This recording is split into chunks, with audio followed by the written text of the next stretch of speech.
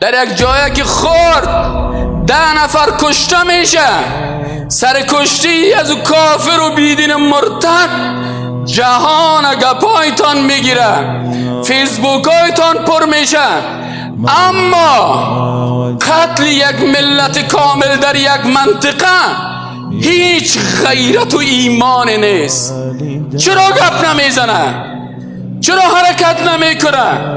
چرا در مقابل از این مظاهره گرفتار نمیشه؟ چرا درد دل مسلمان نداریم؟ به خاطر که ایمان ما ایمان نیست که از دل مسلمان به.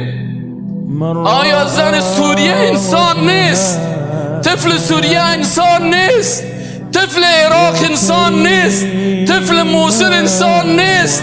مسجد سوریه قرآن نداره، مسجد سوریه قرآن و حدیث درش نیست، مسلمان در اونجا عزت نداره.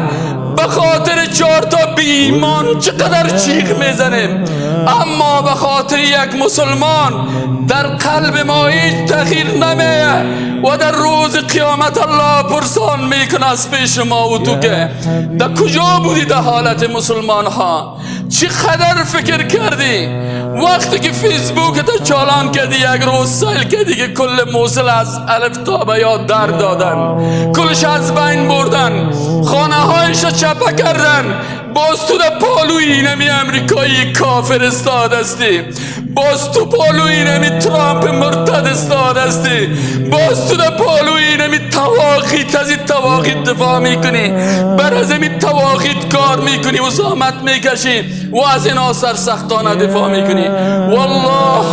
والله ثم والله در روز قیامت محاسبه میشه از ذره ذره کار خود، از ذره ذره گپ خود. فقط خوشحال هستیم که ما والا صاحب به طریقی رسول الله نماز میخوانیم.